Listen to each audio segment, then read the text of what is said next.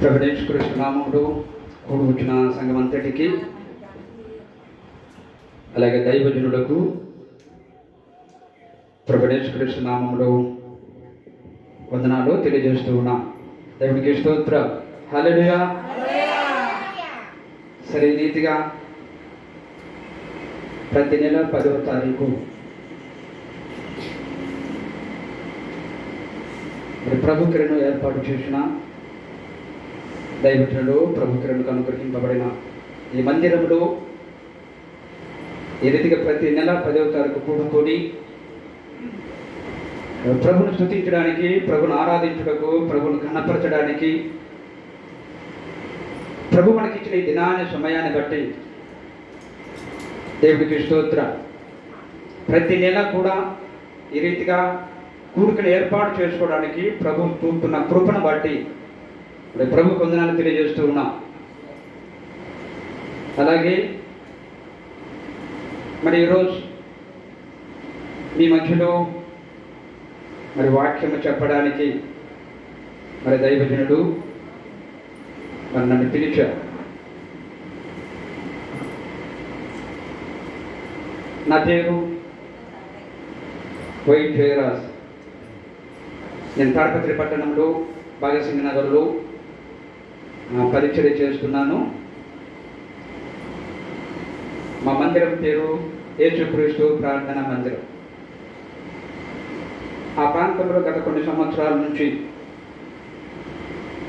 దేవుడు పరిచర్యలో బలపరుస్తూ నడిపిస్తూ ఉన్నా. అందరిని బట్టి దేవుడికి స్తోత్రాలు.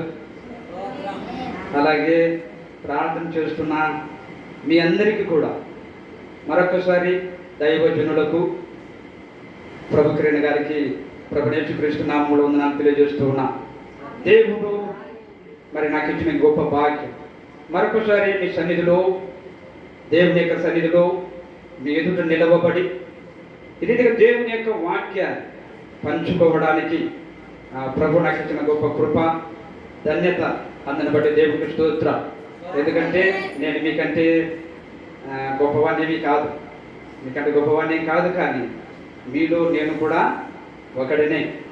అయితే దేవుడు నాకు ఇచ్చిన కృపను బట్టి, దేవుడు నాకు ఇచ్చిన గొప్ప వాక్యమును బట్టి ఇక్కడ నిలువబడి ఆయన మాటలు ప్రకటిస్తూ ఉన్నా. అందుకు దేవుడికి స్తోత్రం. దేవుడి యొక్క మాటలు జ్ఞాపకం చేసుకుందాం. పట్టుదల కలిగి ఉండుట అనే అంశం పైన దేవుడి యొక్క మాటలను ఇదే కాలంలో ధ్యానం చేద్దాం. గత కొన్ని మాసాల క్రితము మేము ఈ మధ్యలోకి వచ్చి ఒక వాక్యాన్ని బోధించాం, ఒక అంశాన్ని బోధించాం. ఎవరికైనా గుర్తుందా? ఎవరికైనా గుర్తుందా?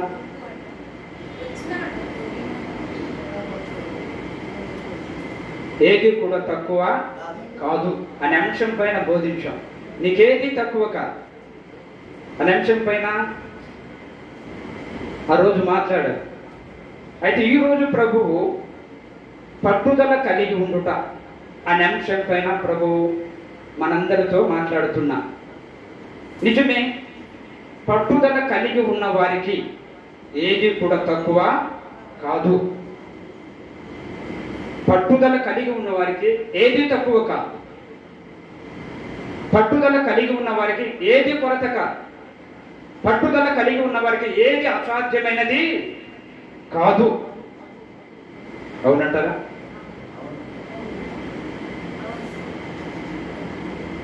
అందుకే రోమా పత్రిక అపోస్తులైన పౌలు గారు రోమాలో ఉన్న సంఘానికి ఈ పత్రిక రాస్తూ 12వ అధ్యాయము 12వ వచనంలో ఈ మాటను తెలియజేస్తూ ఉన్నా. రోమా పత్రిక 12వ అధ్యాయము 12వ వచనము. నిరీక్షణ గలవారై శ్రమయందు ఓర్పు గలవారై ప్రార్థనయందు పట్టుదల కలిగి ఉండుడి. పట్టుదల కలిగి ఉండాలి. అపోస్తలుడైన పౌలు గారు ఏ విషయంలో పట్టుదల కలిగి ఉండాలంటున్నాడు? ప్రార్థనలో పట్టుదల కలిగి ఉండాలి అంటున్నారు. ఈనాడు చాలా మంది విశ్వాసులకు, దేవుని మందిరానికి వస్తున్న దేవుని ప్రజలకు ఈ లోక సంబంధమైన వాటి విషయాలలో పట్టుదల ఉంటుంది. అది చదువులో కావచ్చు, ఉద్యోగంలో కావచ్చు, వ్యాపారంలో కావచ్చు, వ్యవసాయంలో కావచ్చు, చదువులో కావచ్చు, ఈ లోక సంబంధమైన వాటి విషయాలు పట్టుదల ఉంటుంది. కానీ ప్రార్థనలో మాత్రము పట్టుదల కనిపించదు. ఎక్కడ కనపడదు? ఎక్కడ కనిపించదు? ప్రార్థనలో పట్టుదల కనపడదు. అన్ని విషయాల పట్టుదల ఉంటుంది, అన్ని విషయాల పట్టుదల ఉంటుంది, కానీ ప్రార్థనలో పట్టుదల కనపడదు. ఎటువంటి పట్టుదల ఉండాలి? ప్రార్థనలో ఎటువంటి పట్టుదల ఉండాలి? అందుకే ఒక దైవజనుడు ఈ పట్టుదల గురించి ఒక ఉపమానం చెప్పారు. ఎటువంటి పట్టుదల అంటే ఉడుము లాంటి పట్టుదల ఉండాలి. పట్టుదల చాలా ఉన్నాయి. దేవుడికి స్తోత్రాలు. ఉడుము లాంటి పట్టుదల ఉండాలంట. ఉడుము చూశారా? ఎవరికైనా తెలుసా ఉడుము? చూశారా? దానికి చాలా పట్టుదల ఉంటుంది. రాజుల కాలంలో ఒక దేశాన్ని వేగు చూడాలి అంటే, ఒక దేశాన్ని సంచరించాలంటే వేగులు వారుగా ఒక దేశాన్ని, ఆ దేశం యొక్క స్థితిగతులు, ఆ దేశంలో సైన్యము, వాటి బలము ఎంతో తెలుసుకోవాలి అంటే ఆనాటి రాజు లేదా నాటి సైనికులు ఉడుమును వాడేవారు, ఉడుమును ఉపయోగించేవారు. ఎలాగంటే ఒక దేశాన్ని సంచరించాలన్నా, ఒక దేశాన్ని చూడాలి అంటే ఆ దేశం చుట్టూ బలమైన కోట ఉంటుంది, ఆ దేశం చుట్టూ బలమైన కోట ఉంటుంది, ఆ రాజ్యం చుట్టూ బలమైన కోట ఉంటుంది. ఆ కోటలోనికి బయట వారు లేదా ఆ దేశానికి సంబంధము లేని వారు ఎవరు కూడా అందులోనికి ప్రవేశించడానికి వీలు ఉండదు. ఎవరు కూడా శత్రువులు ఆ దేశంలోనికి ప్రవేశించడానికి వీలే ఉండదు. అది ఒక దుర్భేషముగా ఉంటుంది, ఒక బలమైన కోటగా ఉంటుంది. మన కోటలోనికి వెళ్ళి ఆ కోటలో ఉన్న ప్రజల యొక్క స్థితిగతులు కానీ, సైన్యం ఎంత, బలం ఎంత, అది తెలుసుకోవాలంటే ఎలాగా? అందుకే ఆనాడు రాజులు, సైనికులు, వేగుల వారు ఉడుమును వాడేవారు. ఎలాగా అంటే ఉడుమును తీసుకొని, ఉడుమును పట్టుకొని దాని నడుముకు ఒక బలమైన తాడు కడతారు. బలమైన తాడు కట్టి అదేం చేస్తారు? విసిరి కోట గోడ పైకి వేస్తారండి. కోట గోడ పైకి వేస్తారండి. అదేం చేస్తారంటే ఆ కోట గోడ అంచుల వరకు వెళ్ళి దాన్ని అలాగే పట్టుకుంటుంది. ఏం చేస్తారు? విసిరేస్తుంది, ఆ గోడకు అతుక్కుపోతుంది. ఇవి చేతిలో తాడు ఉంటుంది కదా, నడుముకు కట్టిన నడుముకు కట్టిన తాడు ఉంటుంది. ఆ తాడు సహాయంతో ఏం చేస్తారు? పైకి ఎక్కుతారు. ఉడుము ఎంత? మనిషి యొక్క పరిమాణం ఎంత? ఉడుము పరిమాణం ఎంత ఉంటుంది? అంత ఉంటుంది కదా. కానీ మనిషి యొక్క పరిమాణము దాదాపు ఎంత తక్కువ అనుకున్నా 50-60 కేజీలు తక్కువ ఉండదు. కానీ అంత బరువును ఉడుము పట్టుకోగలుగుతుంది. అలా ఎక్కుతూ ఉన్నప్పుడు ఆ ఉడుము యొక్క నడుము భయంకరమైన నొప్పిని కలగజేస్తుంది, బాధను కలగజేస్తుంది. భయంకరమైన బాధ కదా. తట్టుకోవాలంటే 60-70 కేజీల మనిషిని పట్టుకోవాలి అంటే అంత లాగిన బలంగా ఉంటుంది. కానీ అది నొప్పిని భరించి కూడా ఏం చేస్తుందో తెలుసా? అలాగే గోడను బలంగా పట్టుకొని ఉంటుంది. దాని సహాయముతో శత్రువులు కోట గోడ పైకి ఎక్కుతారు.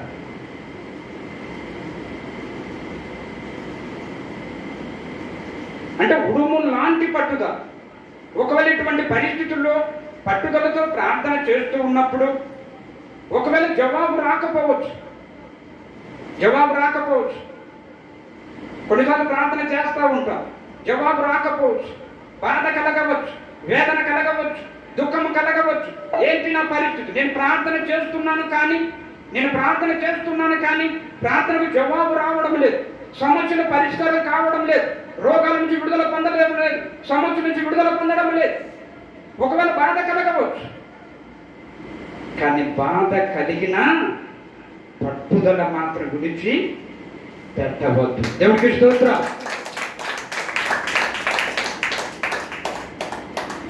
పట్టుదల విడిచిపెట్టవు. దేని కొరకైతే నువ్వు ప్రార్థన చేస్తున్నావో, ఏది కావాలని నువ్వు ప్రార్థన చేస్తున్నావో, అది పొందేంత వరకు నువ్వు చేసే ప్రార్థన మాత్రము విడిచిపెట్టకూడదు. అయితే మనం ఏం చేస్తాం? ఒక వారం ప్రార్థన చేస్తాం, ఒక సమస్య కొరకు ఒక వారం ప్రార్థన చేస్తాం, ఒక నెల ప్రార్థన చేస్తాం, జవాబు రాలేదనుకో ఏం చేస్తాం? మళ్ళీ ఆ సమస్య కొరకు ప్రార్థన చేస్తావా? ఆ సమస్య కొరకు ప్రార్థన చేయవు, ఇంకా దాన్ని వదిలేస్తావు, మరొక దాని కొరకు ప్రార్థన చేస్తావు, అది కొంతకాలం చేస్తావు, దానికి జవాబు రాకపోతే అది వదిలేస్తావు. అలా ఎంతకాలం అలాగ వెళ్తావు? కానీ పట్టుకున్నది మాత్రం విడిచి పొందేంత వరకు విడిచిపెట్టవు. దేవునికి స్తోత్రం. అందుకే అపోస్తులైన పౌలు గారు సంఘానికి బలపరుస్తూ ఉన్నారు. ఈ మాట చేత సంఘాన్ని బలపరుస్తూ ఉన్నారు. నువ్వు పట్టుదలతో ప్రార్థన చేయి. ఆనాడు రోమా పట్టణంలో ఉన్న సంఘానికి అపోస్తులైన పౌలు గారు ఈ మాటని తెలియజేస్తూ ఉన్నాడు. ఈరోజు ఈ సంఘములో ఉన్న సంఘ బిడ్డలందరికీ కూడా ఈ మాటను దేవుడు, పరిశుద్ధాత్మ దేవుడు తెలియజేస్తూ ఉన్నారు. పట్టుదలతో ప్రార్థన చేయి. ఏం జరుగుతుందో తెలుసా? పట్టుదలతో ప్రార్థన చేస్తే ఏం జరుగుతుంది? మత్తయి సువార్త 6వ అధ్యాయం 6వ వచనం. మత్తయి సువార్త 6వ అధ్యాయము 6వ వచనం. నువ్వు ప్రార్థన చేయనప్పుడు గదిలోనికి వెళ్ళి తలుపు వేసుకొని రహస్యమందు చూచుకున్నా నీ తండ్రికి ప్రార్థన చేయము. అప్పుడు రహస్యమందు చూచుకున్న నీ తండ్రి నీకు ప్రతిఫలమిచ్చును. దేవుడికి స్తోత్రం. ఎవరు ప్రతిఫలమిస్తారు? ఎవరిస్తారు ప్రతిఫలము? రహస్యమందు చూచుతున్నా నీ తండ్రి. నువ్వు ఆరాధించుతున్న నీ తండ్రి. నువ్వు ఎవరినైతే ఆరాధిస్తున్నావో, నువ్వు ఎవరినైతే చేయిస్తున్నావో, ఆ సర్వశక్తివంతుడైన దేవుడు, ఆ సర్వాధికారైన దేవుడు నీకు ప్రతిఫలమిస్తా. పట్టుదలతో ప్రార్థన చేస్తే, విసుకగా ప్రార్థన చేస్తే, విడిచిపెట్టగా ప్రార్థన చేస్తే ఖచ్చితంగా ప్రతిఫలం ఉంది. ఖచ్చితంగా ప్రతిఫలం పొందగలుగుతాం. అది ఎంతటి సమస్య అయినా కావచ్చు, అది ఎంతటి కార్యములైనా కావచ్చు, పట్టుదలతో సాధించగలుగుతాం. బైబిల్ గ్రంథంలో కొంతమందిని గురించి మనం చూద్దాం. పట్టుదలతో ప్రార్థన చేశారు. వారు పట్టుదలతో ప్రార్థన చేయడం ద్వారా వారు పొందిన మేలు ఏంటి? బైబిల్ గ్రంథంలో కొంతమంది పట్టుదలతో ప్రార్థన చేశారు. వారు ప్రార్థన చేసినప్పుడు ఖచ్చితముగా దేవుడు వారికి ప్రతిఫలం ఇచ్చారు. బైబిల్ గ్రంథంలో కొంతమంది గురించి ఆలోచిస్తే అందులో అబ్రహాము పట్టుదలతో ప్రార్థన చేశాడు. ఆదికాండం 18వ అధ్యాయము 23వ వచనం నుంచి 33 వచనాల వరకు చదివితే అక్కడ అబ్రహాము ప్రార్థన చేస్తూ ఉన్నా. సొదొమ గొమొర్రా పట్టణంలో ఉన్న తన తమ్ముడైన లోతు కుటుంబాన్ని రక్షించుటకు ప్రార్థన చేస్తున్నాడు. అంతేకాదు అక్కడ దేవునితో ఒక పోరాటం చేస్తూ ఉన్నాడు. తెగించి ప్రార్థన చేస్తూ ఉన్నాడు. అయ్యా, అందులో 50 మంది ఉన్నట్లయితే, ఆ పట్టణంలో 50 మంది ఉన్నట్లయితే దాన్ని రక్షించుము. అనే మాట చెప్తున్నా. అబ్రహాము దేవునితో పోరాడుతూ ఉన్నాడు. దేవుడితో పోరాడుతున్నా. 50 మంది ఉన్నారా? ఆ పట్టణాన్ని ప్రజలు రక్షించుము. అలాగనే 20 మంది ఉన్నారా? ఆ పట్టణ ప్రజలు నీతిమంతులు 50 మంది ఉంటే ఆ పట్టణాన్ని రక్షించుము. నీతిమంతులు 50 మంది లేదా నీతిమంతులు 20 మంది ఉంటే చివరికి 5 మంది కాటికి అబ్రహాం తీసుకొచ్చాడు. నాశనము చేయాలనుకున్న పట్టణాన్ని దేవుడు ఏం చేశాడు తెలుసా? రక్షించాడు అని. నాశనము చేయకుండా ఆ పట్టణాన్ని, ఆ ప్రజలను అప్పుడు నాశనం చేయకుండా దేవుడు కాపాడాడు. ఆ పట్టణానికి రక్షణ ఇచ్చాడు, ఆ ప్రజలకు రక్షణ ఇచ్చాడు. అబ్రహాం ఏం చేశాడంటే ప్రార్థించడం ద్వారా, అబ్రహాము పట్టుదలతో ప్రార్థన చేయగా రక్షణ పొందెను అని. ప్రార్థన ఏం చేస్తుంది?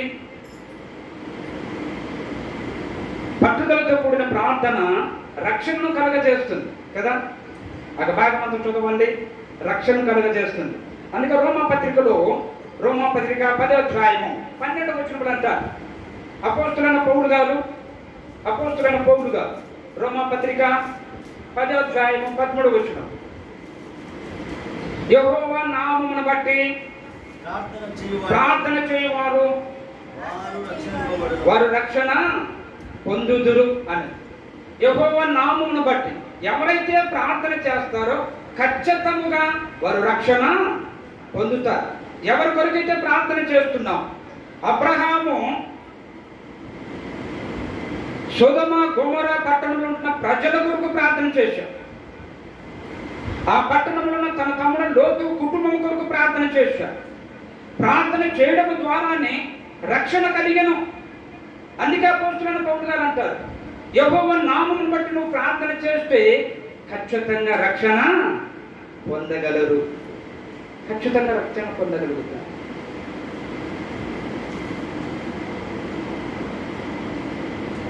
ఈనాడు చాలా కుటుంబాలు, దేవుడి మందిరానికి వస్తున్న కుటుంబాలలో రక్షణ లేని వారు చాలా మంది ఉన్నారు. రక్షణ లేని వారు చాలా మంది ఉన్నారు. భార్య రక్షింపబడితే భర్త రక్షణ లేదు, భర్త రక్షింపబడితే భార్యకు రక్షణ లేదు, తల్లిదండ్రులు రక్షింపబడితే పిల్లలకు రక్షణ లేదు. కాబట్టి నాకు చాలా కుటుంబాలు రక్షణ లేని వారు చాలా మంది ఉన్నారు. మన కుటుంబాలలోనే రక్షణ లేని వారు చాలా మంది ఉన్నారు. మరి వారి కొరకు నువ్వు ప్రార్థన చేయవా? అబ్రహాము పట్టుదలతో ప్రార్థన చేసినప్పుడు ఏ రీతి అయితే వాళ్ళని రక్షించుకున్నాడో, ఆ దేశంలో ఉన్న తన తమ్ముడైన కుటుంబాన్ని రక్షించుకోగలిగాడు, ఆ దేశంలో ఉన్న నీతిమంతులైన వారిని రక్షించుకోగలిగాడు, అదే రీతిగానే నువ్వు ప్రార్థన చేస్తే నీ కుటుంబంలో రక్షణ లేని వారు రక్షణ పొందలేరా? రక్షణ పొందలేరా? పొందగలరు. చాలా మంది అంటూ ఉంటారు, అయ్యా నా భర్తకి రక్షణ లేదు, ప్రార్థన చేయి. నా భర్తకి రక్షణ లేదు, ప్రార్థన చేయి. నా భార్యకి రక్షణ లేదు, ప్రార్థన చేయి. నా పిల్లలకు రక్షణ లేదు, ప్రార్థన చేయి. వారు బలాల్లో లోకంలో తిరుగుతూ ఉన్నాడు, ఇష్టానుసారంగా జీవిస్తున్నాడు, వారి రక్షణ కొరకు ప్రార్థన చేయము అని ఎవరు చెప్తారు? దైవ సేవకులు చెప్తారు కదా. దైవ సేవకులు చెప్తారు. మరి మీరేం చేస్తున్నారు? దైవ సేవకులకు చెప్పడం మంచిదే కదా, చెప్పడం మంచిదే. అయితే మీరు ప్రార్థన చేయాలి. నీ భర్త రక్షణ కొరకు పట్టుదలతో ప్రార్థన చేయాలి, లేదా నీ భార్య రక్షణ కొరకు పట్టుదలతో ప్రార్థన చేయాలి, లేదా యవ్వనస్తులు తిరుగుతున్న లోకంలో ఇష్టానుసారంగా జీవించుతున్న యవ్వనస్తులు, నీ పిల్లలు, నీ కుమార్తెల కొరకు ప్రార్థన చేయాలి. ఖచ్చితంగా దేవుడు రక్షణను అనుగ్రహిస్తాడు, దేవుడు రక్షణ ఇస్తాడు. కానీ మనం అలా చేయం. కొంతకాలము రక్షణ కొరకు చేస్తారు, రక్షణ పొందలేదనుకో, 1 నెల 1 సంవత్సరం లేదనుకో, ఇంకా ప్రార్థన చేయడమే మర్చిపో. ఎవరి కొరకే ప్రార్థన చేస్తున్నావు? రక్షణ పొందాలని ఎవరి కొరకు ప్రార్థన చేస్తున్నావు? నీ స్నేహితుల కొరకు, నీ బంధువుల కొరకు, వారి రక్షణ కొరకు ప్రార్థన చేస్తున్నావా? లేదా నీ భర్త రక్షణ కొరకు ప్రార్థన చేస్తున్నావా? నీ భార్య రక్షణ కొరకు ప్రార్థన చేస్తున్నావా? నీ పిల్లల యొక్క రక్షణ కొరకు ప్రార్థన చేస్తున్నావా? వారు రక్షణ పొందేంత వరకు అది ఎంత అవమానమైనా, ఎంత భారమైనా, ఎంత బాధ అయినా ప్రార్థన మాత్రం విడిచి పెట్టాలి. కొంతమంది అవహేళన చేస్తూ ఉంటారు. ఏమాను మందిరానికి వచ్చినావు, ప్రార్థన చేస్తున్నావు, కానీ నీ భర్త రక్షింపబడలేదు, నీ పిల్లలు రక్షింపబడలేదు, వారు అలాగున్నారు అని కొంతమంది అవహేళనగా మాట్లాడుతూ ఉంటారు. అది బాధకరమే కదా. ఆ బాధను భరించాలి. అటువంటి ఒకవేళ బాధను, అటువంటి పరిస్థితులు సంభవిస్తే కానీ విడిచిపెట్టవద్దు. ప్రార్థన చేయడం విడిచిపెట్టవద్దు. కుటుంబం ఏ రీతిగా అయితే బాధల్లో కూడా తన పట్టుని విడిచిపెట్టలేదు, అదే రీతిగా నువ్వు ప్రార్థించే ప్రార్థన పట్టుదల విడిచి దేవునికి స్తోత్రం. ప్రార్థన ఉందా? చేస్తున్నామా ప్రార్థన? రక్షణ పొందలేదని బాధపడుతున్నావా, కానీ పట్టుదలతో ప్రార్థన చేస్తున్నావా? నీ భర్త కొరకు నువ్వు ప్రార్థన చేస్తున్నావా? వేకుజామున లేచి, తెల్లవారున వేకుజామున లేచి నువ్వు పట్టుదలతో ప్రార్థన చేస్తున్నావా? ఒక మాట చెప్పనా, ఒక సహోదరి దేవుని మందిరానికి వెళ్తావు, ఒక సహోదరి దేవుని మందిరానికి వెళ్తా ఉంది. అయితే భర్త మాత్రం దేవుని మందిరానికి రావు. భర్త దేవునికి విరోధి. దేవుని మందిరానికి ఆమె పోయి వచ్చినప్పుడల్లా భార్యతో గొడవ పడేవాడు. బాగా త్రాగుతాడు, బాగా తిరుగుతాడు, బాగా కొడతాడు.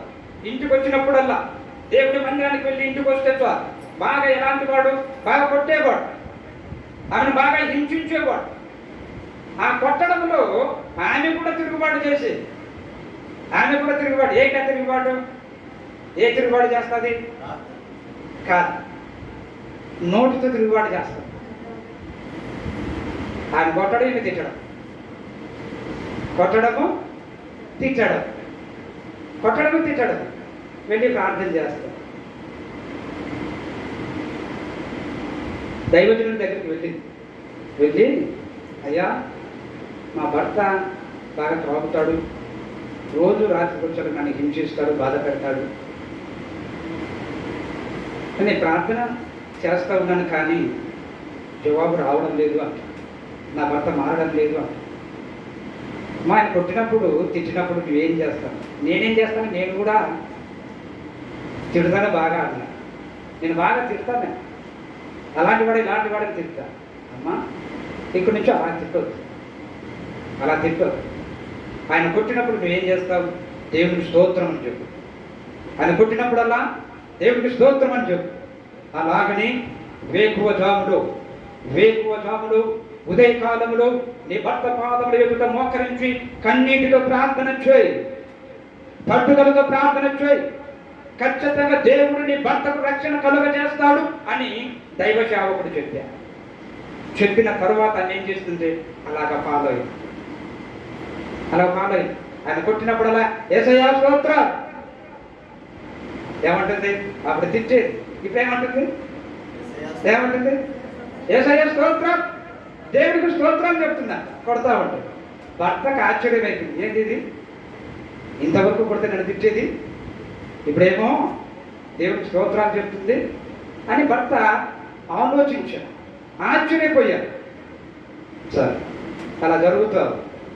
ప్రతిరోజు ఉదయకాలంలో తన భర్త కొరకు మోకరించి ప్రార్థన చేస్తుంది. వేకువజాములు భర్త యొక్క రక్షణ కొరకు ప్రార్థన చేస్తాడు. ఒకరోజు భర్త చూశాడు, భార్య కన్నీటితో ప్రార్థన చేస్తున్నాడు. భార్యను చూసి అతనిలో ఒక గొప్ప మార్పు జరిగింది. వెంటనే ఆమె కళ్ళు తెరవలేదు, కానీ అతను లేచి ఆమెతో పాటు మోకరించి ఏం చేస్తున్నాడు? ప్రార్థనలో ఏకీభవించాడు. దేవునికి స్తోత్రం. కొన్ని సంవత్సరాలు ప్రార్థన చేసింది, పట్టుదలతో ప్రార్థన చేసింది, తన భర్తను రక్షించుకుంది. మరి నువ్వెందుకు రక్షించుకోలేవు? నీ భర్త నువ్వెందుకు రక్షించుకోలేవు? ఎందుకు దేవుడి మందిరానికి నడిపించలేకపోతున్నావు? నీ భర్తను ఎందుకు దేవుడి మందిరానికి నడిపించలేకపోతున్నావు? నీ పిల్లలు ఎందుకు దేవుడి మందిరానికి నడిపించలేకపోతున్నావు? వారి కొరకు పట్టుదలతో ప్రార్థన చేయకపోవడం. నువ్వు పట్టుదలతో ప్రార్థన చేస్తే ఖచ్చితంగా ఏం జరుగుతుందో తెలుసా? రక్షణ కలుగుతుంది అని ఒక మాట యెషయా గ్రంథము 37వ అధ్యాయం చదివితే 37వ అధ్యాయంలో ఒక మాట ఉంది. 37వ అధ్యాయం 35వ వచనంలో ఒక మాట మాట్లాడతాడు.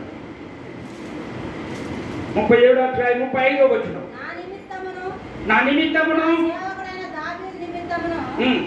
నేను ఈ పట్టణమును కాపాడి రక్షించుదును అంటున్నా. నేను ఈ పట్టణమును కాపాడి రక్షిస్తాను, రక్షణ కలుగ చేస్తాను.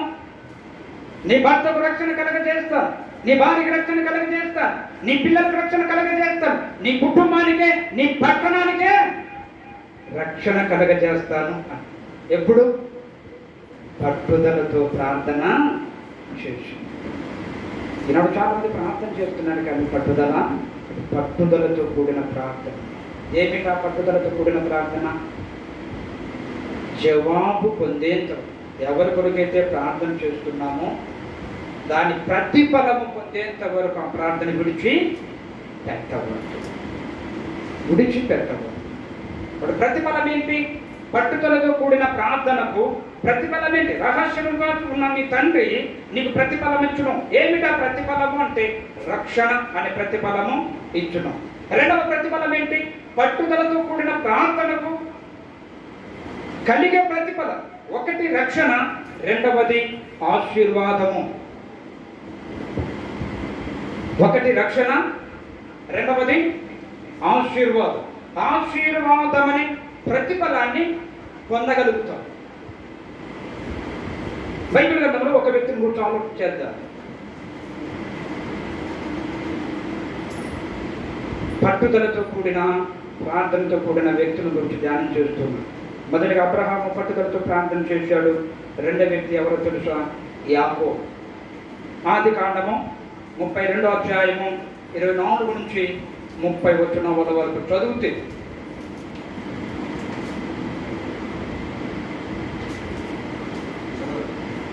ఆది కాండము 32వ అధ్యాయము 24 నుంచి 30 వచనాలు. యాకోబు ఒకడే మిగిలిపోయెను. ఒక నరుడు తెల్లవారు వరకు అతనితో పెనుగులాడెను. తొడగూటి మీద అతన్ని కొట్టెను. అప్పుడు అతడు ఆయనతో పెనుగులాడుట వలన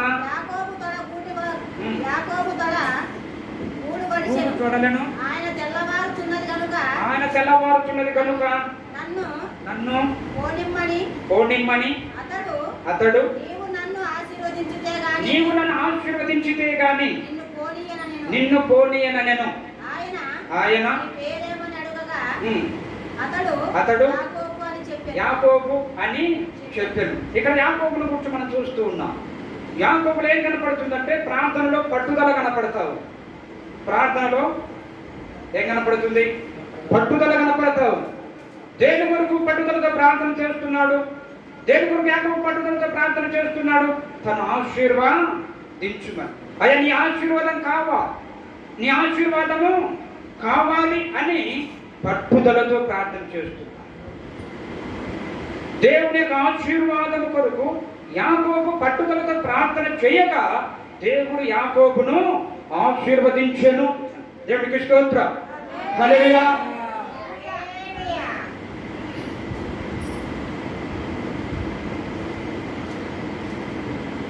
ఈనాడు మన జీవితాలలో మన కుటుంబంలో ఆశీర్వాదం కనపడుతుందా? దేవుని మందిరానికి వస్తున్నా, ప్రార్థన చేస్తూ ఉన్నా, దేవుని మందిరానికి వచ్చి దేవుని సంగతి ప్రార్థన చేస్తున్నా, అది ఆశీర్వాదం కనపడుతుందా? మన కుటుంబాలు ఆశీర్వదింపబడుతున్నాయా? మన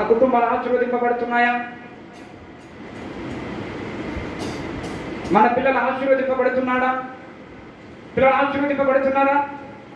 మన పిల్లలు దేవుని యొక్క ఆశీర్వాద కింద ఉన్నారా? లేదా మన కుటుంబం దేవుని యొక్క ఆశీర్వాద కింద ఉందా? మన పంట పొలాలు దేవుని యొక్క ఆశీర్వాద కింద ఉన్నాయా? మన వ్యాపారం దేవుని యొక్క ఆశీర్వాద కింద ఉన్నాయా?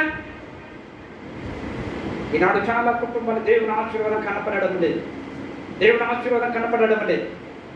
ఈనాడు చాలా కుటుంబాలు దేవుని ఆశీర్వాదం కనపడడం లేదు. ఈనాడు చాలా మంది యవ్వనస్తుల యొక్క జీవితాల్లో దేవుని ఆశీర్వాదం కనపడడం లేదు. దేవుని ఆశీర్వాదం ఏం చేస్తుందో తెలుసా? ఐశ్వర్యమును ఇచ్చునని, యెహోవా ఆశీర్వాద ఐశ్వర్యం ఇచ్చునని. దేవుని యొక్క ఆశీర్వాదం కనిపిస్తుందా? దేవుని కుటుంబాలలో దేవుని యొక్క ఆశీర్వాదాలు కనపడాలి. మన కుటుంబం దేవుని యొక్క ఆశీర్వాదం కింద ఉండాలి. మన పిల్లలు దేవుని యొక్క ఆశీర్వాదం కింద ఉండాలి. అలా ఉండాలంటే ఏం చేయాలి? పట్టుదలతో ప్రార్థన చేయాలి. దేవుని యొక్క ఆశీర్వాదం చూడాలి అన్నా, చదువులో దేవుని ఆశీర్వాదం చూడాలి అన్నా, ఉద్యోగంలో దేవుని యొక్క ఆశీర్వాదం చూడాలి అన్నా, వ్యవసాయంలో దేవుని యొక్క ఆశీర్వాదం చూడాలి అన్నా, వ్యాపారంలో దేవుని యొక్క ఆశీర్వాదం చూడాలి అన్నా, కుటుంబంలో దేవుని యొక్క ఆశీర్వాదం చూడాలి అంటే పట్టుదలతో ప్రార్థన చేయాలి. యాకోబు లాగా పట్టుదల కలిగి ఉండాలి. నా కుటుంబం ఆశీర్వదింపబడేంత వరకు, నీ కుటుంబం ఆశీర్వదింపబడేంత వరకు ప్రార్థన విడిచిపెట్టవద్దు. నీ కుటుంబం దేవుని యొక్క ఆశీర్వాదం చూడాలి, దేవుని యొక్క ఆశీర్వాదం చూడాలి. నీ పిల్లల దేవుని యొక్క ఆశీర్వాదం చూడాలి, విడిచిపెట్టాలి. పట్టుదలతో కూడిన ప్రార్థన, పట్టుదలతో కూడిన ప్రార్థన ఆశీర్వాదాన్ని తీసుకొస్తుంది. ఆశీర్వాదం తీసుకొస్తుంది. ఆశీర్వదింపబడుతున్నామా? దేవుని యొక్క ఆశీర్వాదం నీ కుటుంబంలో కనపడుతుందా? దేవుని యొక్క ఆశీర్వాదం కింద నీ పిల్లలు ఉన్నారా? ఈనాడు చాలా కుటుంబాలు దేవుని ఆశీర్వాదం కింద లేవు, దేవుని ఆశీర్వాదం కింద లేవు. చాలా మంది పిల్లలు దేవుని ఆశీర్వాదం కింద లేవు. దేవుని ఆశీర్వాదం కింద ఉందా?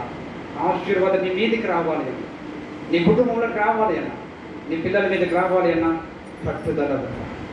పట్టుదలతో ప్రార్థన చేస్తే ఖచ్చితంగా ఆశీర్వాదాన్ని చూస్తా. దేవునికి స్తోత్రం. దేవుని ఆశీర్వాదాన్ని చూస్తాం. ఒకవేళ లోకంలో ధనము సంపాదించవచ్చు, పేరు ప్రఖ్యాతులు సంపాదించవచ్చు, ఐశ్వర్యం సంపాదించవచ్చునేమో, కానీ దేవుని ఆశీర్వాదాన్ని మాత్రము లోక సంబంధంగా పొందలేదు. ప్రార్థన ద్వారానే అది పట్టుదలతో కూడిన ప్రార్థన ద్వారానే దేవుని యొక్క ఆశీర్వాదాన్ని నీవు చూడగలుగుతావు, దేవుని ఆశీర్వాదం చూడగలుగుతావు. కటు యాకోబు లాంటి పట్టుదల ఉందా? యాకోబు లాంటి పట్టుదల, ప్రార్థనలో పట్టుదల. అబ్రహాములో రక్షణ కొరకు పట్టుదల, యాకోబులో ఆశీర్వాదం కొరకు పట్టుదల. అటువంటి పట్టుదల నీలో ఉంటే ఖచ్చితంగా దేవుని యొక్క ఆశీర్వాదాన్ని చూస్తా. నీ పొలంలో దేవుని ఆశీర్వాదం చూస్తా, నీ పొలంలో దేవుని యొక్క ఆశీర్వాదం చూస్తా, నీ వ్యాపారంలో దేవుని ఆశీర్వాదం చూస్తా, నీ కుటుంబంలో దేవుని ఆశీర్వాదాన్ని చూస్తా, నీ పిల్లల యొక్క భవిష్యత్తులో దేవుని యొక్క ఆశీర్వాదం చూస్తా, వారి జీవితంలో దేవుని ఆశీర్వాదం చూస్తా. పట్టుదలలో నీ పిల్లల కొరకు ప్రార్థన చేస్తున్నావా? పట్టుదలతో ప్రార్థన చేస్తున్నావా? నా పిల్లలు ఆశీర్వదింపబడాలి నాయన, వారు చదువుతున్నారు, చదువులో ఆశీర్వదింపబడాలని పట్టుదలతో ప్రార్థన చేస్తున్నావా? ఉద్యోగంలో ఆశీర్వదింపబడాలని పట్టుదలతో ప్రార్థన చేస్తున్నావా?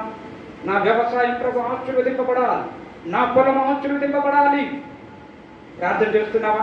నీ పొలం కొరకు ప్రార్థన చేస్తున్నావా? నీ వ్యాపారం కొరకు ప్రార్థన చేస్తున్నావా? నీ కుటుంబం కొరకు ప్రార్థన చేస్తున్నావా? నీ పిల్లల కొరకు ప్రార్థన చేస్తున్నావా? ప్రార్థన చేయను కానీ దేవుని ఆశీర్వాదాలు కావాలి.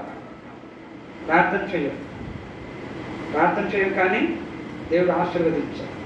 వ్యాపారాన్ని మంచిగా ఆశీర్వదించాలి, పొలాన్ని మంచిగా ఆశీర్వదించాలి, మా పిల్లలు మంచిగా ఆశీర్వదించాలి, మా కుటుంబాన్ని మంచిగా ఆశీర్వదించాలి. ఎప్పుడు ఆశీర్వదిస్తాడు? పట్టుదలతో ప్రార్థించు. నీ పిల్లల కొరకు ప్రార్థించు, నువ్వు చేస్తున్న పని కొరకు ప్రార్థించు. వ్యవసాయమా, వ్యాపారమా, పట్టుదలతో ప్రార్థన. ప్రభు, నా వ్యాపారం ఆశీర్వదింపబడాలి, నా పిల్లలు ఆశీర్వదింపబడాలి, నా వ్యవసాయం ఆశీర్వదింపబడాలి, నా కష్టార్జితం ఆశీర్వదింపబడాలి అని పట్టుదలతో ప్రార్థన చేయి. ఖచ్చితంగా ఒకరోజు ఆశీర్వాదాన్ని చూస్తావు. దేవునికి స్తోత్రం.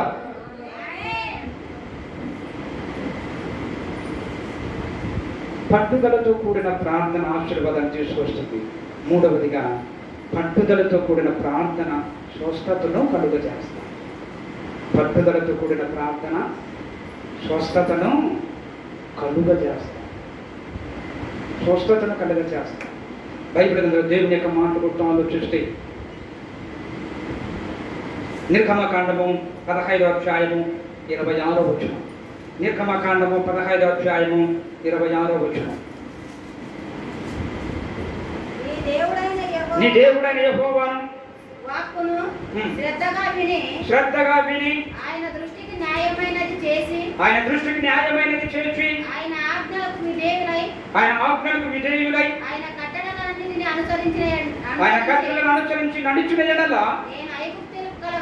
నేను ఐగుప్తులకు కలగజేసిన రోగములలో ఏది మీకు రానియను నిన్ను స్వస్థపరచు స్వస్థపరచు యెహోవాను నేనే. దేవుడికి స్తోత్రం. స్వస్థపరచు యెహోవాను నేనే. ఎప్పుడు స్వస్థపరుస్తాడు?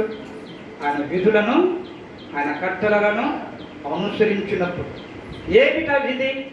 ఏమిటా కట్టడ అంటే పట్టుదలతో ప్రార్థన చేస్తూ. అదే కట్టడ. దేవుడు నీకు ఇచ్చిన విధి ఏంటో తెలుసా? దేవుడు నీకు అనుగ్రహించిన కట్టడ ఏంటో తెలుసా? నువ్వు పట్టుదలతో ప్రార్థన చేయి. నేను స్వస్థపరుస్తా, నేను స్వస్థత కలుగ చేస్తా. పట్టుదలతో కూడిన ప్రార్థన స్వస్థతను కలగజేస్తావు. అందుకే ప్రభు అంటున్నాడు, స్వస్థపరచు యెహోవాను నేనే. బైబిల్ గ్రంథంలో ఒక వ్యక్తి పట్టుదలతో ప్రార్థన చేశాడు. పట్టుదలతో ప్రార్థన చేసినప్పుడు దేవుడు ఆ వ్యక్తిని స్వస్థత పరిచాడు. దేవుడు ఆ వ్యక్తిని స్వస్థత పరిచాడు. బైబిల్ గ్రంథంలో చాలా మంది ఉన్నారు, కానీ అయితే ఒక వ్యక్తిని గురించి మనం జ్ఞాపకం చేసుకుంటాం. హిజ్కియా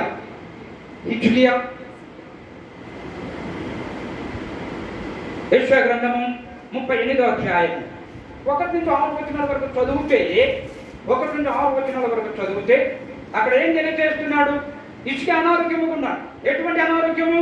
మరణకరమైన వ్యాధి. అవునా? మరణకరమైన వ్యాధి చేత బాధపడుతూ ఉన్నా. ప్రవక్త వచ్చాడు, ఏం చెప్తున్నాడు? ఇదిగో నువ్వు మరణము కాబోతు, నీ ఇంటిని చక్కబెట్టుకో అన్నా. అని ఏం చేశాడు? ఇంకా భయపడలేదు కదా, కానీ ఆ మాటలు చూసి భయపడలేదు. కానీ దేవుని సన్నిధికి వెళ్ళాడు. దేవుని సన్నిధికి వెళ్ళి మోకరించి కన్నీటితో ప్రార్థన చేస్తున్నాడు.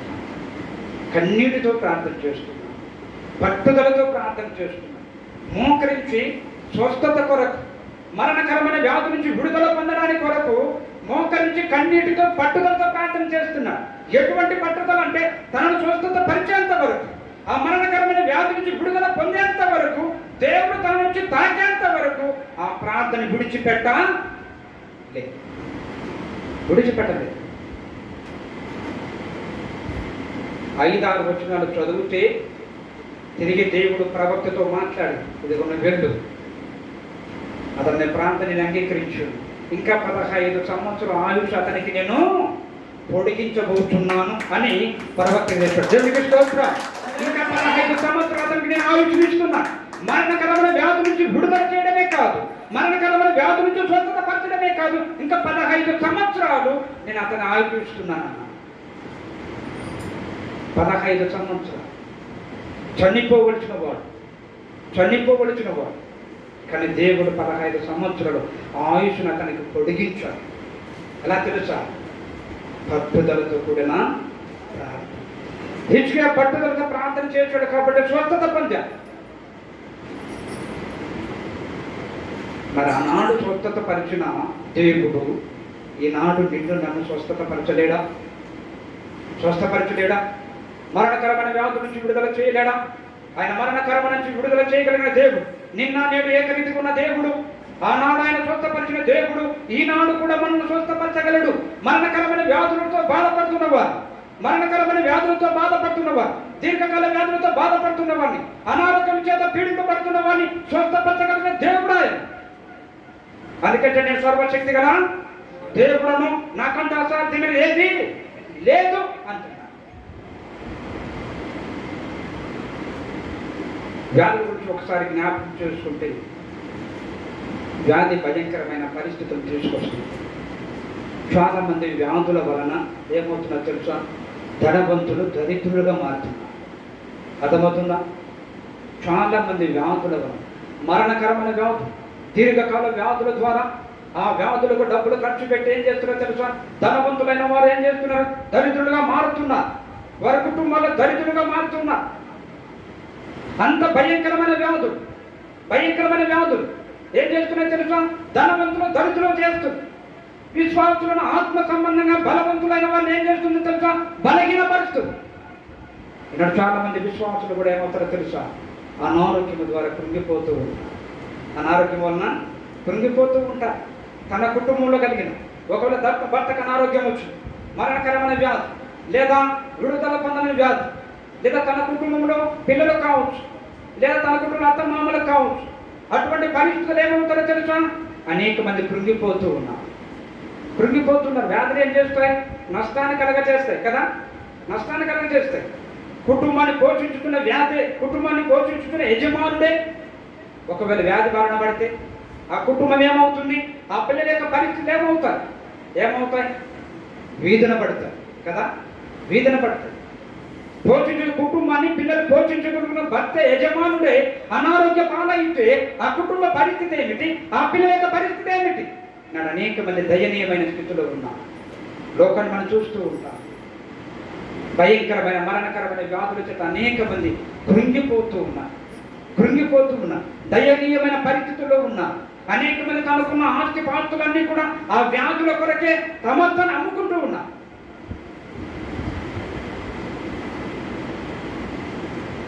కానీ అటువంటి పరిస్థితి నీకు నాకు రాకుండా ఉండాలి అని దేవుడు చెప్తున్నాడు. అటువంటి పరిస్థితులు వచ్చాయా? దిగులు పడవద్దు, కృంగిపోవద్దు.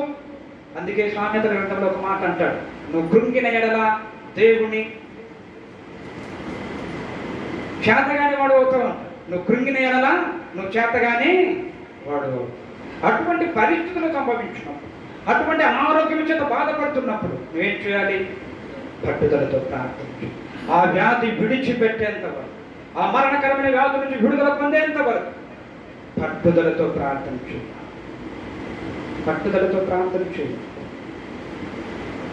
స్వస్థపరిచే యెహోవాను నిన్నే హిజ్కియాను దేవుడు స్వస్థపరిచాడు. భయంకరమైన మరణకరమైన వ్యాధి చేత బాధపడుతున్న హిజ్కియాను దేవుడు స్వస్థపరిచాడు. మరి అటువంటి పరిస్థితుల్లో, అటువంటి వ్యాధులు ఒకరు ఉంటాయి కదా, అటువంటి వ్యాధులు సంభవించినప్పుడు, అటువంటి పరిస్థితులు సంభవించినప్పుడు భయపడవద్దు, కానీ దిగులు చెందవద్దు. కానీ హిజ్కియా లాగును పట్టుదలతో కన్నీటితో ప్రార్థన చేస్తే ఖచ్చితంగా దేవుడు స్వస్థపరుస్తాడు. దేవుడికి స్తోత్రం. స్వస్థపరిచే దేవుడు. పట్టుదల ఉంటే, నీ ప్రాంతంలో పట్టుదల ఉంటే ఖచ్చితంగా నువ్వు స్వస్థతను చూడగలుగుతావు. పట్టుదలతో కూడిన ప్రార్థన ఏం చేస్తుంది తెలుసా? స్వస్థతను కలుగ. ఎక్కడికో వెళ్ళవలసిన అవసరం లేదు. చాలామంది వెనక ఎలా ఉంటారంటే స్వస్థత కొరకు ఎక్కడికెక్కడికో వెళ్తూ ఉంటారు కదా. అక్కడ ప్రార్థన చేస్తే, దైవ సేవకులు అక్కడ ప్రార్థన చేస్తే మాకు స్వస్థత కలుగుతుందని ఈనాడు చాలామంది సంఘాలను విడిచిపెట్టి ఎక్కడికెక్కడికో వెళుతూ ఉంటారు. అది మంచిది కాదు. దేవుడు నీకు అనుగ్రహించిన సంఘములోనే, దేవుడు నీకు అనుగ్రహించిన కుటుంబంలోనే నువ్వు మోకరించి ప్రార్థన చేస్తే ఖచ్చితంగా దేవుడు స్వస్థత. ఎక్కడికో వెళ్ళవలసిన అవసరము లేదు. కానీ నువ్వు మోకరించి ప్రార్థన చేయి, దేవుడు ఖచ్చితంగా అద్భుతమైన కార్యం చేస్తాడు. దేవుడికి స్తోత్రం. మొదటిది పట్టుదలతో కూడిన ప్రార్థన రక్షణ కలుగజేస్తుంది. రెండవది పట్టుదలతో కూడిన ప్రార్థన ఆశీర్వాదాన్ని కలుగజేస్తుంది. మూడవది పట్టుదలతో కూడిన ప్రార్థన స్వస్థతను కలుగజేస్తుంది. నాలుగవదిగా పట్టుదలతో కూడిన ప్రార్థన బంధకాలన్నిటి నుంచి విడిపిస్తుంది.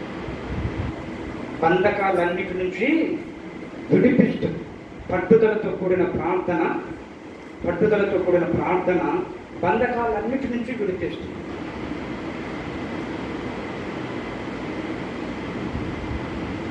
ఏమిటా బంధకాలు? ఏ బంధకాల నుంచి విడుదల చేస్తుంది? దురాత్మ అనే బంధకాల నుంచి విడుదల చేస్తుంది. దురాత్మ అనే బంధకాల నుంచి విడుదల కలగజేస్తుంది. చూడండి, బైబిల్ గ్రంథంలో ఒక స్త్రీ ప్రార్థన చేస్తుంది. కానాను స్త్రీ. మత్తయి సువార్త 15వ అధ్యాయం 21వ వచనం నుంచి చదువుదాం. 21వ వచనం. యేసు అక్కడి నుండి బయలుదేరి యేసు అక్కడి నుంచి బయలుదేరి తూరు సీదోన్ల ప్రాంతముకు వెళ్ళగా ఇదిగో ఆ ప్రాంతముల నుండి కనాను స్త్రీ ఒకటి వచ్చి కనాను స్త్రీ ఒకటి వచ్చి ప్రభువా ప్రభువా దావీదు కుమారుడా నన్ను నన్ను కరుణింపుము నన్ను కరుణించుము నా కుమార్తె దయ్యము పట్టి బహు బహు బాధపడుచున్నది కేకలు వేసెను. కేకలు వేసెను. అందుకాయన ఆమెతో ఒక మాట అయినను చెప్పలేదు. చెప్పలేదు. అప్పుడు ఆయన శిష్యులు వచ్చి ఉమ్, ఈమె మన వెంబడి వచ్చి కేకలు వేయుచున్నది కనుక ఈమెను ఉమ్, పంపివేయమని ఆయన్ను వేడుకొనగా ఆయన ఇశ్రాయేలు ఇజ్రాయిలుల ఇంటి వారే నశించిన గొర్రెల యొద్దకే గాని ఎవరి యొద్దకును నేను పంపబడలేదని. మరి ఎవరి యొద్దకు నేను పంపబడలేదు. అయినను ఉమ్. ఆమె వచ్చి ఆయనకు మ్రొక్కి ప్రభువా నాకు చేయమని అడిగెను. ఉమ్, అందుకాయన పిల్లల రొట్టె తీసుకొని ఒక పిల్లలకు వేయుట యుక్తము కాదని చెప్పెను. ఆమె నిజమే ప్రభువా, ఒక పిల్లలు కూడా తమ యజమానుల బల్ల మీద నుండి వాడు ముక్కలు తినును కదా అని చెప్పాను. ఉమ్, అందుకు యేసు అమ్మా నీ విశ్వాసము గొప్పది. నీవు కోరినట్లే నీకు అవును గాక ఆమెతో చెప్పాను. ఆ గడియలోనే ఆమె కుమార్తె స్వస్థత పొందిన. దేవుడికి స్తోత్రం. హల్లెలూయా. ఒక స్త్రీ, ఒక తల్లి తన కుమార్తె యొక్క వ్యాధిని చూసి, తన కుమార్తె ఎలాగుంది? దయ్యముల చేత పీడింపబడుతుంది. ఆ దయ్యము పట్టినప్పుడు ఆమె యొక్క వేదన, ఆమె యొక్క బాధను తల్లి చూడలేకపోయి దేవుని ప్రభుని యేసుక్రీస్తు వారి దగ్గరికి వచ్చి, ఎందుకంటే ఆయన దయ్యములు వెళ్ళగొట్టే దేవుడు, అద్భుతాలు చేసిన దేవుడా, దురాత్మల నుంచి ఆమె యేసుక్రీస్తుని విన్నది. ఆయన ఎలాంటి వాడు అంటే దురాత్మ యొక్క సమూహాన్ని విడుదల చేయగలిగిన వాడు, దురాత్మ యొక్క బంధకాల నుంచి ఆయన విడిపించే దేవుడని విని ఆయన సన్నిధికి వచ్చి, ఆయన దగ్గరకు వచ్చి బ్రతిమలాడుకుంటుంది. అయ్యా నా కుమార్తె దయ్యము చేత బహు పీడింపబడుతుంది, నా కుమార్తెను స్వస్థత పరచు, ఆ దయ్యముల నుంచి విడిపించుము, బ్రతిమలాడుకుంటుంది, వేడుకుంటుంది. ఆయన మాట వినకపోయినా, ఆమె ఒక్క మాట కూడా ఆమెతో మాట్లాడకపోయినా ఆమె మాత్రం విడిచిపెట్ట లేదు. తన కుమార్తె దయ్యముల నుంచి, దురాత్మల యొక్క బంధకాల నుంచి విడుదల పొందేంత వరకు ప్రభు యొక్క సన్నిధిలో ఆయన పాదములు విడిచిపెట్టలేదు. ఆయన బ్రతిమలాడుకుంటుంది, ఆయన గోజాడుకుంటుంది, పట్టుదలతో వెంబడిస్తుంది, పట్టుదలతోనే ప్రార్థన చేస్తాడు. అందుకే దేవుడు ఆమెలో ఉన్న పట్టుదలతో కూడిన ప్రార్థన చూసి, అమ్మా నీ విశ్వాసమే, నీ ప్రార్థనే నిన్ను స్వస్థత, నీ కుమార్తెను స్వస్థత పరచును అని పట్టుదలతో కూడిన ప్రార్థన చేస్తుందంటే బంధకాలన్నిటి నుంచి విడుదల చేస్తాం. ఏమిట బంధకాలు అంటే దురాత్మ సంబంధమైన బంధకాలు. అయితే ఈ బంధకాలు ఈనాడు చాలా మంది జీవితాల్లో కనపడుతూ ఉంటారు. దురాత్మ సంబంధమైన బంధకాలు అవి దేవుని సన్నిధికి నడిపించు. దురాత్మ సంబంధమైన బంధకాలు దేవుని యొద్దకు నడిపించడు. ఏమిటా దురాత్మ సంబంధమైన బంధకాలు? త్రాగుడు అనే బంధకం, వ్యభిచారం అనే బంధకం కదా, అబద్ధం అనే బంధకం, మోసం అనే బంధకం, పలు రకాలుగా దురాత్మ సంబంధమైన బంధకాలు పలు రకాలుగా ఉన్నాయి.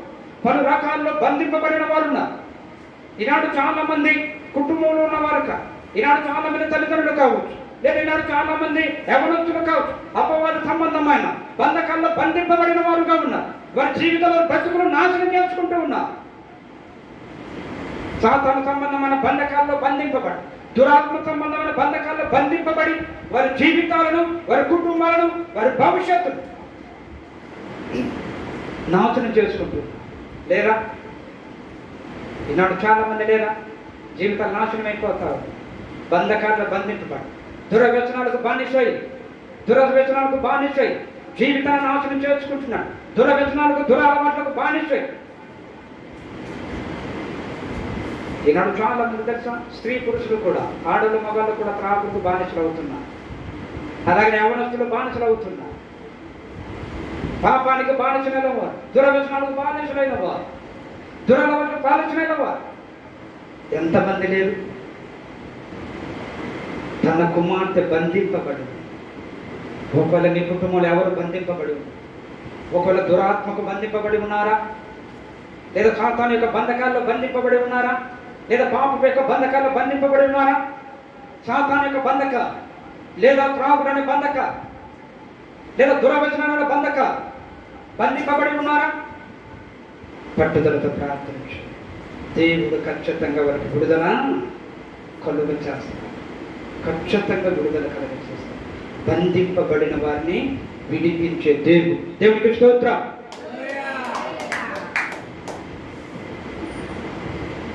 అపోస్తుల కార్యములు ఒక మాట చదివితే, అపోస్తుల కార్యములు 12వ అధ్యాయము 5వ వచనం చదువు.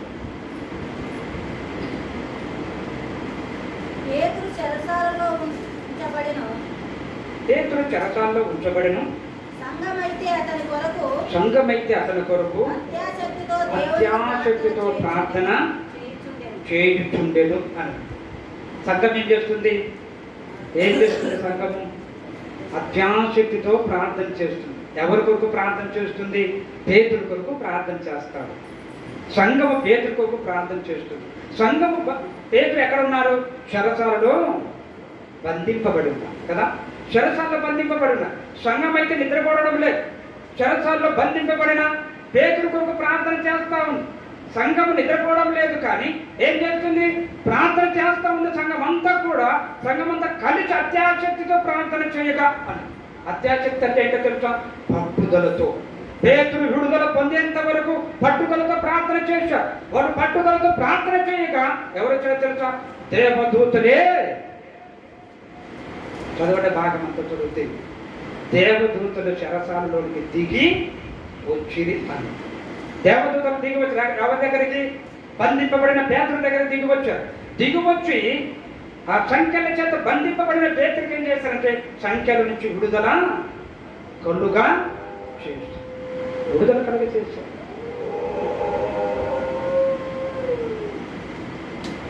సంఘం ఆసక్తితో ప్రార్థన చేయాలి. అంటే పట్టుదలతో ప్రార్థన చేస్తే బంధింపబడిన వారు విడుదల పొందుతారు.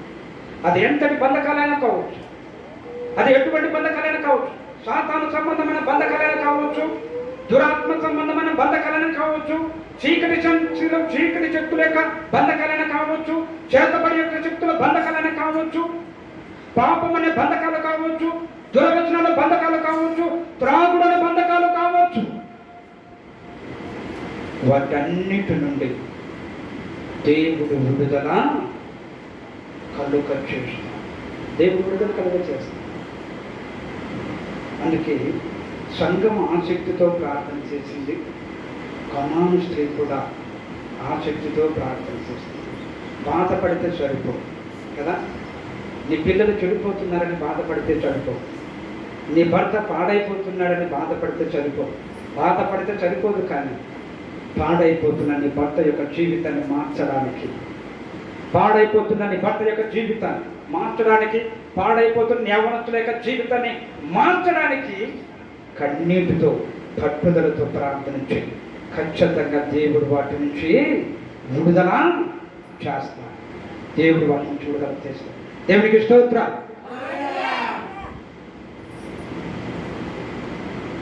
పట్టుదలతో కూడిన ప్రార్థన రక్షణ కలుగ చేస్తుంది. పట్టుదలతో కూడిన ప్రార్థన ఆశీర్వాదాన్ని ఇస్తుంది. పట్టుదలతో కూడిన ప్రార్థన స్వస్థతను కలుగ చేస్తుంది. పట్టుదలతో కూడిన ప్రార్థన బంధకాలన్నిటి నుంచి విడుదల చేస్తుంది. విడుదల పొందిన ఇటువంటి కుటుంబం, రక్షణ పొందిన కుటుంబము, ఆశీర్వదింపబడిన కుటుంబము, స్వస్థత పొందిన కుటుంబము, విడుదల పొందిన కుటుంబము ఎలాగుంటుందో తెలుసా? ఒక మాట చదువుకొని ముగించుకున్నాం. తిమోతి రాసిన మొదటి పత్రిక 2వ అధ్యాయము 1వ వచనం. తిమోతి రాసిన మొదటి పత్రిక 2వ అధ్యాయము మొదటి వచనం.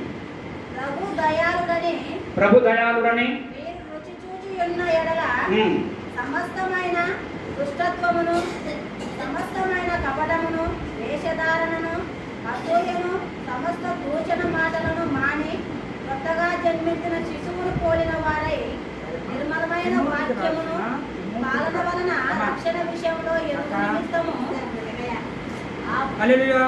హల్లెలూయా. భక్తియు మాన్యత కలిగి నెమ్మదిగాను సుఖముగాను బ్రతుకు నిమిత్తము నెమ్మదిగాను బ్రతుకు నిమిత్తము అన్నిటికంటే ముఖ్యముగా సుఖముగాను నెమ్మదిగాను బ్రతుకు నిమిత్తము పట్టుదలతో కూడిన ప్రార్థన ఏం చేస్తుందంటే ఆశీర్వాదం ఇస్తుంది, రక్షణ ఇస్తుంది, ఆశీర్వాదం ఇస్తుంది, స్వస్థతనిస్తుంది, విడుదల కలగజేస్తుంది. ఈ కుటుంబం ఎలాగుంటుందో తెలుసా?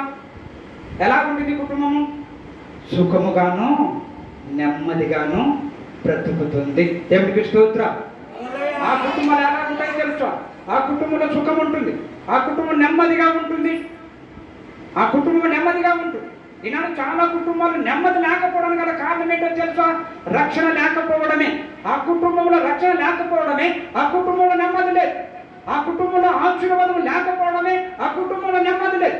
ఆ కుటుంబాల్లో స్వస్థత కలగకపోవడమే ఆ కుటుంబంలో నెమ్మది లేదు. ఆ కుటుంబాల్లో విడుదల పొందకపోవడమే ఆ కుటుంబాల్లో నెమ్మది లేదు. కానీ నెమ్మది ఎప్పుడు కలుగుతుందో తెలుసా?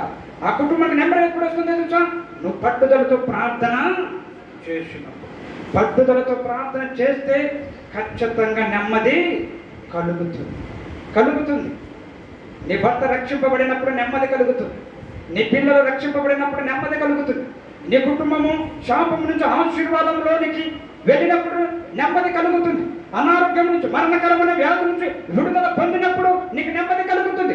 బంధకాల నుంచి, సాతానిక బంధకాల నుంచి, అపవాద సంబంధమైన బంధకాల నుంచి, దురవ్యసనాల నుంచి విడుదల పొందినప్పుడు నీ కుటుంబానికి నెమ్మది కలుగుతుంది. అవునా? ఈనాడు చాలా మంది నెమ్మది లేని వారు ఉన్నారు. చాలా కుటుంబం నెమ్మది ఉందా? రక్షణ లేని వారు, నా భర్తకు రక్షణ లేదని నెమ్మది లేని వారు ఉన్నారు. రక్షణ లేని కుటుంబాలు, ఆశీర్వాదం లేని కుటుంబాలు, స్వస్థత లేని కుటుంబాలు, విడుదల లేని కుటుంబంలో నెమ్మది ఉండదు. అందుకే తిమోతి అపోస్తలుడైన పౌలు తిమోతిని నువ్వు నెమ్మది సుఖముగాను నెమ్మదిగాను బ్రతుకు నిమిత్తం. నువ్వు సుఖముగా నెమ్మదిగా బ్రతకాలి అంటే నువ్వేం చేయాలి? పట్టుదలతో కూడిన ప్రార్థన చేయాలి. పట్టుదలతో కూడిన ప్రార్థన నీ జీవితంలో ఉంటే నువ్వు సుఖముగాను నెమ్మదిగాను బ్రతుకుతావు. దేవుడికి స్తోత్రం. నువ్వు బ్రతుకు దినములన్నిట కూడా సుఖముగాను నెమ్మదిగాను జీవిస్తావు. ప్రార్థన లేకపోతే నీ జీవితంలో నెమ్మది ఒకటి పరిశీలించుకున్నా. అపోస్తలుడైన పౌలు గారు పట్టుదలతో కూడిన పట్టుదలతో కూడిన ప్రార్థన చేస్తే ఖచ్చితంగా నీ జీవితంలో ఈ 5 దీవెనలు చూస్తాం. ఈ 5 దీవెనలు పొందిన కుటుంబము ఎలా ఉంటుందో తెలుసా? నెమ్మదిగా బ్రతుకుతుంది. దేవునికి స్తోత్రం. ఆత్మకృప పరిశుద్ధాత్మ దేవుడు విని మనందరికీ అనుగ్రహించును గాక. ఆమేన్.